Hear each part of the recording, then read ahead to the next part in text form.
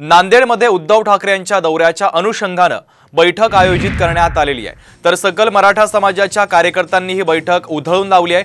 जोपर्यंत मराठा आरक्षणाचा मुद्दा मार्गी लागत नाही तोपर्यंत कोणत्याही राजकीय पक्षांना शासकीय विश्रामगृहामध्ये बैठक आणि कार्यक्रम घेऊ देणार नाही असा निर्धार करत मराठा आंदोलकांनी ही सभा उधळून लावलेली आहे। तर शासकीय विश्रामगृह येथे शनिवारी दुपारी या बैठकीचं आयोजन करण्यात आलं होतं।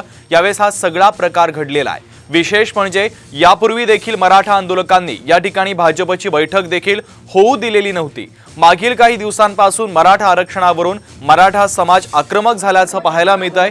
तर विविध संघटनांनी सकल मराठा समाजाच्या नावाखाली आरक्षणाचा प्रश्न लावून धरलेला आहे। तर महत्त्वाची बातमी आपण पाहतोय, नांदेडमध्ये उद्धव ठाकरे यांच्या दौऱ्याच्या अनुषंगाने आयोजित बैठक सकल मराठा समाजाच्या कार्यकर्त्यांनी उधळून लावली आहे। जोपर्यंत मराठा आरक्षणाचा मुद्दा मार्गी लागत नाही तोपर्यंत कोणत्याही राजकीय पक्षांना सभा बैठका या विश्रामगृहामध्ये घेऊ देणार नाही अशी ठाम भूमिका देखील सकल मराठा समाजाने घेतलेली आहे।